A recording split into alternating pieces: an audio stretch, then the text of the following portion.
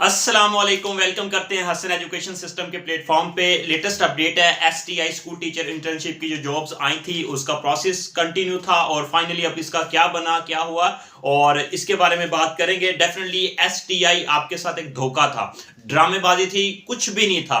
और इतने साल इंतजार कराने के बाद फाइनली अगर कुछ अवाम को, कुछ कैंडिडेट्स को, कुछ पंजाब के लोगों को रिलीफ देना चाहा और उसमें भी बेजाब्तियां पाई गई, उसमें भी डेफिनेटली एक ऐसे कह सकते हैं ड्रामेबाजी ही नजर आई हमें। कुछ ऐसा कोई प्रॉपर एक मैकेनिज्म, प्रॉपर एक सीक्वेंस, प्रॉपर एक प्रोसेस जैसे होता है कि वो चीजें नजर नहीं आई। ये स्टार्टिंग डे से ये चीजें नजर आना शुरू हो गई थी। जैसे वेबसाइट ओपन नहीं हो रही थी कि आज एडवर्टाइजमेंट आया, कल से अप्लाई करना है, 22 को आया, 23 से अप्लाई स्टार्ट होगा, 23 को आया, उसके बाद फिर एक दिन और इंक्रीज कर दिया, ठीक है, उसके बाद भी 30 तक लेके चले गए। डेट इंक्रीज कर रहे हैं, वेबसाइट को तो इंप्रूव करें ना, बेहतर करें। बहुत से ऐसे कैंडिडेट्स हैं जो अप्लाई नहीं कर सके थे, जिन्होंने अप्लाई किया वो भी पछता रहे हैं। क्यों पछता रहे हैं? डेफिनेटली उनकी जिस तरह इन्होंने निकाला है कि 10 लोग आएंगे बाकी लोग चले जाएंगे। भी आप लोग पहले बताएं कि आप इसके ऊपर एलिजिबल नहीं है, आपके 99, 98, 95% मार्क्स होंगे तो एलिजिबल होंगे। कुछ लोगों ने सीजीपी पुट की जिसकी वजह से मार्क्स इंक्रीज हो गए, और जिन्होंने सिंपल, जिनके पास सीजीपी नहीं थी, जिनके पास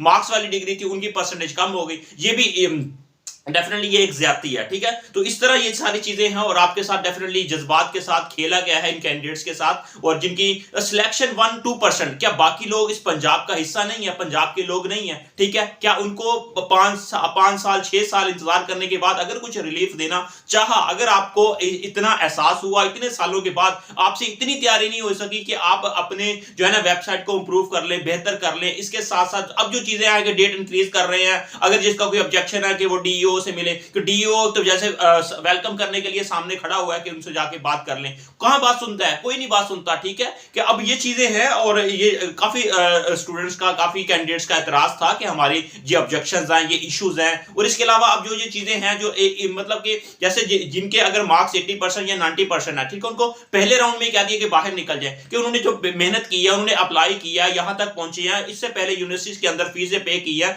डिग्रीज ली हैं, क्या उनका कोई हक नहीं है? उन्होंने नहीं पढ़ा, क्या क्या क्या उनके पास एक रद्दी का टुकड़ा है, उनके पास डिग्री नहीं है? तो ये चीजें सोचना चाहिए, उनको भी रिलीफ देना चाहिए, उनके लिए भी इनको प्रॉपर मैकेनिज्म बनाना चाहिए था। पहले तो कह रहे थे कि लाखों में वैकेंसीज पड़ी हुई हैं, लाखों में वैकेंसीज हैं, 35,000 30,000 एजुकेटर की जॉब्स आएंगी, ठीक है, तो वो इधर हायर करते ना 12,500, फिर ये क्या ड्रामेबाजी है, ठीक है। तो प्रॉपर इनको जो है कि सबको अगर ये इंटर्नशिप देनी चाहिए थी, सबको कुछ रिलीफ देते, उसके बाद मैकेनिज्म बनाए कुछ इसके बारे में, ताकि ये कि सारे लोग इसके ऊपर अप्लाई करें, कुछ लोगों की सिलेक्शन हो। चलो 50% तो हो ना, ये 2% जो है ना, 50%, 30%, 40%, कुछ लोग तो जाए। अब ये क्या कि 95% परसेंटेज की बुनियाद पर मेरिट बना रहे हैं और उसके बाद फिर ये चीजें कर रहे हैं और डेफिनेटली फिर धक्के या और कुछ भी नहीं है।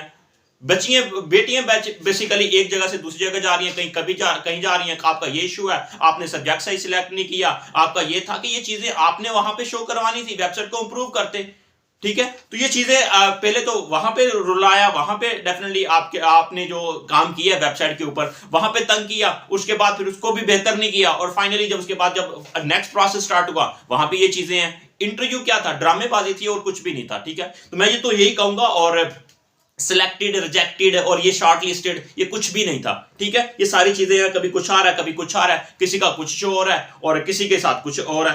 तो ये चीजें हैं और ये इश्यूज थे, ये प्रॉब्लम्स थी वेबसाइट के अंदर भी, और इसके अलावा अप्लाई में भी कुछ इश्यूज थे, कुछ डायरेक्शन नहीं थी, कुछ प्रॉपर गाइडलाइन नहीं दी गई थी, जिसकी वजह से ये सारे इश्यूज हुए। उसके बाद डेट इंक्रीज करनी पड़ रही है, आप डीओ से मिल ले, उनके बाद आप जब आपके ऑब्जेक्शंस हो गए दूर हो जाएंगे। कैसे दूर हो जाएंगे? वो कौन सा बात सुनते हैं?